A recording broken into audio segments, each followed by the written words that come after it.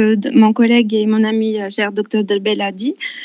Pour ma spécialité, c'est de la chirurgie cardiovasculaire. Donc, du coup, on fait du cœur et du faisceau.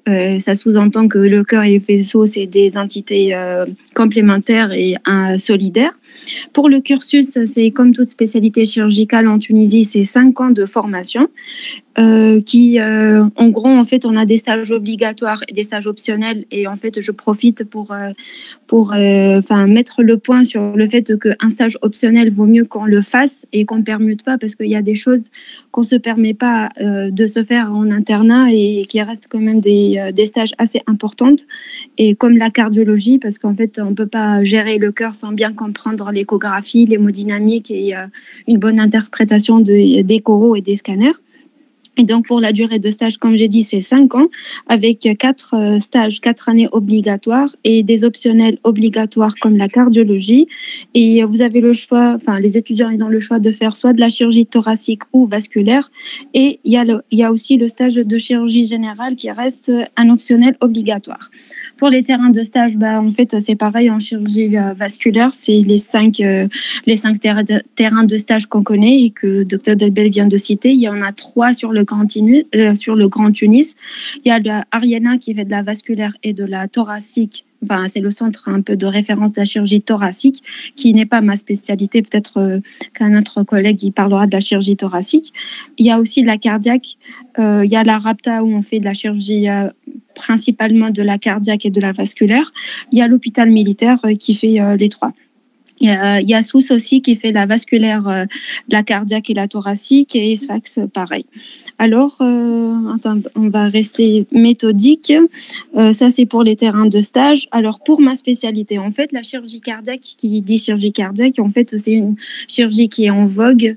C'est une chirurgie qui est en constante évolution. Il y a beaucoup d'innovations et en termes de techniques chirurgicales, en termes de matériel. Gardant les pieds sur terre, en fait, je peux vous parler beaucoup de choses qui restent quand même pas très accessibles sous nos cieux.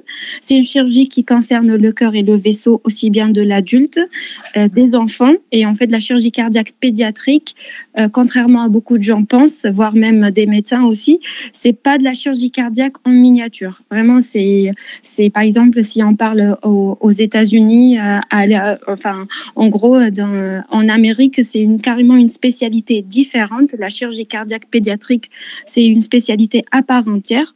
Ici, en Tunisie, c'est je vais pas dire une sous-spécialité, mais on va dire une surspécialisation, parce qu'en fait, c'est assez poussé en termes de technique chirurgicale, en termes de physiopathologie et d'embryologie. Il y a la chirurgie de l'aorte aussi qui se fait en complément avec le cœur. Il y a les assistances. Il y a la transplantation cardiaque, heureusement qu'on a repris le créneau en Tunisie. Il y a les procédures endocavitaires comme le TAVI qui se fait là en ce moment en militaire et à l'hôpital de la RAPTA. Il y a les mitraclips, les triclips, la chirurgie mini-invasive, aussi bien mitrale que tricuspide que aortique. Il y a la chirurgie robotique, mais en chirurgie cardiaque, même dans les pays développés, il n'y a pas de chirurgie robotique en chirurgie cardiaque. Là, pour le moment, il n'y a qu'en thoracique. Alors, on finit par... voilà, pour les formations et les CEC. Oui, en fait, il n'y en a pas beaucoup. Il y a la CEC de CEC. La CEC, c'est une abréviation de circulation extracorporelle. C'est un peu une machine qui fait fonction de cœur et de poumon qu'on met en place le temps de réparer ou de travailler sur le cœur pour mieux comprendre aussi bien la physiopathologie, la mise en place et tout. Ça reste quand même une formation assez accessible pour le personnel, pour les médecins, les jeunes résidents et aussi pour le personnel paramédical, aussi bien infirmier que perfusionniste. Moi, je conseille fortement cette formation. Et pour les jeunes qui veulent avoir une formation un peu poussée en cardiologie pédiatrique, il y a SOUS qui propose un master professionnel en cardiologie pédiatrique qui est sur 2 ans, qui se fait en collaboration avec le service de cardio et de chirurgie cardiaque, qui parle un peu de la cardiologie pédiatrique, aussi bien embryologie, de cardio et de chirurgie. Quoi d'autre? Pour les terrains de stage, on vient d'en parler. Pour l'étranger, en fait, pas l'étranger, pour les zones d'intérieur, non, en fait, c'est une spécialité qui nécessite une plateforme assez poussée. Et comme j'ai dit tout à l'heure, il y a un appareil assez qui coûte un peu cher d'acheter et de mettre en place. Et on ne travaille pas seul, en fait, c'est toute une équipe, une réanimation derrière. C'est très, très, très rare qu'un patient se fait opérer du cœur qu'il rejoint le service. Généralement, il séjourne minimum 2 jours en réanimation si tout se passe bien. Donc, en fait, ça sous-entend qu'une plateforme assez coûteuse. C'est ce qui explique que cette spécialité, aussi bien en Tunisie que même dans les pays assez développés, qu'on ne trouve pas que dans les grandes villes et dans les grands centres. Pour la carrière hospitalo-universitaire, moi personnellement, en tant que résidente avant et même là en tant qu'assistante, je défendrai fortement un complément de formation, parce qu'au bout de 5 ans, voilà, je vais le dire assez clair et bref. En fait, au bout de 5 ans, malheureusement, c'est très peu en tant que courbe d'apprentissage. Et dans les pays étrangers, en fait, il y a des formations, il y a des spécialités où le passage, en fait, il appelle ça les chefs de clinique. C'est un complément de formation d'internat, parce qu'en Tunisie, on parle de résident à l'étranger, c'est internat. En chirurgie cardiaque, c'est obligatoire d'avoir une post-graduation, d'avoir une formation après les 5 ans. Malheureusement, en Tunisie, elle est uniquement accessible pour le cursus universitaire, pour ceux qui veulent le faire, que je recommande fortement. Pour les options de travail en Tunisie, en privé, après 5 ans, je vais vous dire clairement, ça va être des gestes assez pas très compliqué, très basique, mais puis après on peut se faire aider par un des collègues et continuer notre formation. Si on est doué, certainement on réussira. Et à l'étranger, en fait, la médecine, c'est un travail qui est protégé par de l'ordre des médecins. Donc en fait, comme votre diplôme, notre diplôme, c'est un diplôme qui n'est pas européen, même pour les États-Unis c'est pareil. Donc faut juste voir dans chaque pays les procédures d'équivalence. Et c'est une spécialité qui reste quand même assez demandeur, aussi bien dans le Moyen-Orient et en Europe. Pour les collèges et les ateliers, les collèges, oui, en fait, c'est des collèges communs en chirurgie vasculaire et de cardiologie, voire même il y a des sessions communes. Pour les ateliers de simulation, oui, on fait des ateliers en collaboration avec les autres centres pour faire en collaboration bien sûr avec des laboratoires pour mettre en place des valves aortiques ou mitrales ou des anneaux. Voilà, j'espère que j'ai bien présenté ma spécialité que j'aime beaucoup. Et voilà, je suis là s'il y a des questions, si j'ai un peu parlé de tout. Puis après, parler d'une spécialité au bout de 10 minutes, c'est très peu. Mais si je peux conseiller quelqu'un, c'est vraiment une spécialité qui nécessite une courbe d'apprentissage assez longue.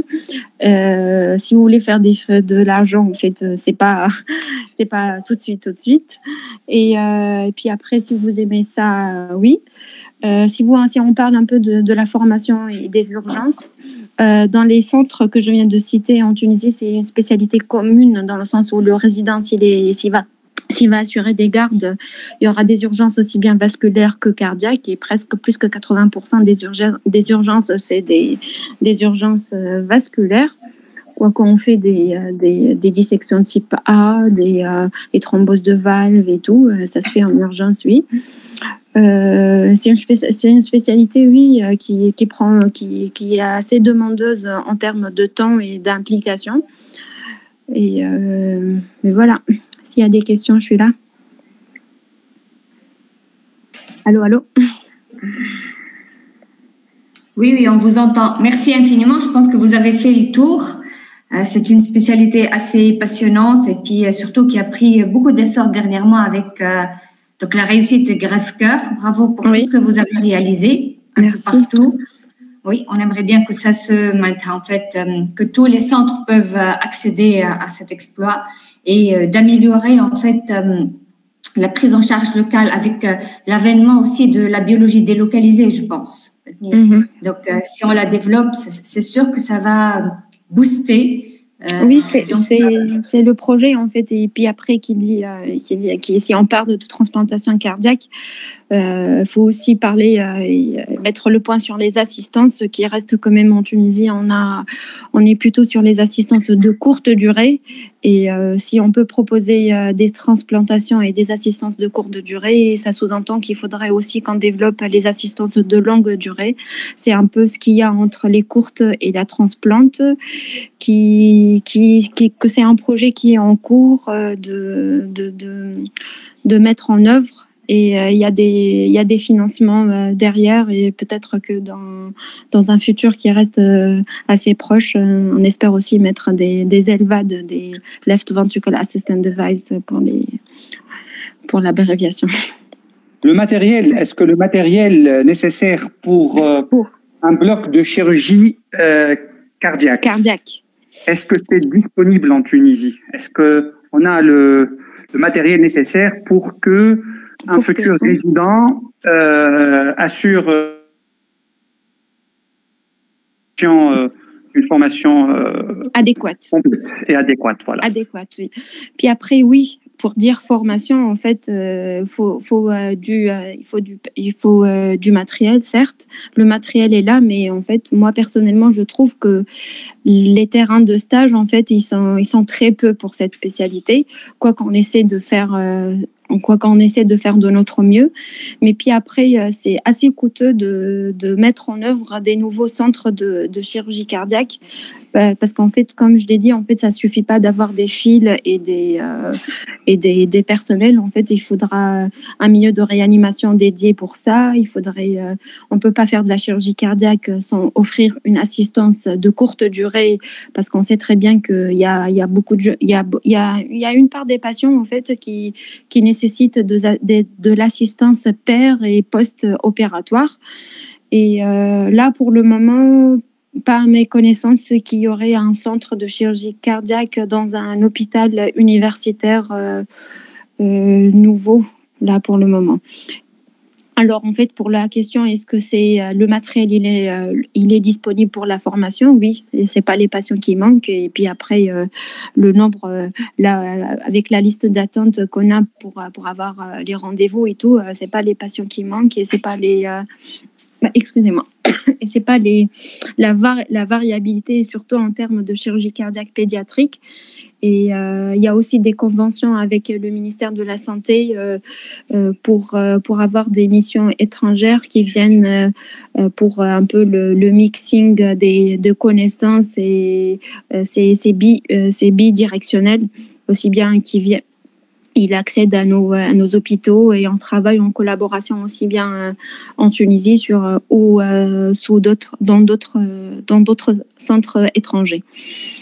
Pour la formation, oui, c'est une formation qui est assez complexe pour accueillir tous. Enfin, je pense en fait aussi pareil, c'est même pour les autres spécialités, comme c'est une chirurgie qui est en constante progrès. Donc en fait, il faut toujours avoir une formation continue. Et si le résident il va se suffire à 5 ans, je pense que c'est pas suffisant. Merci beaucoup, Dr Nili. Merci beaucoup pour toutes ces informations qui concernent cette spécialité très prometteuse, la chirurgie cardiovasculaire. On vous remercie énormément. Merci. Et on va passer à la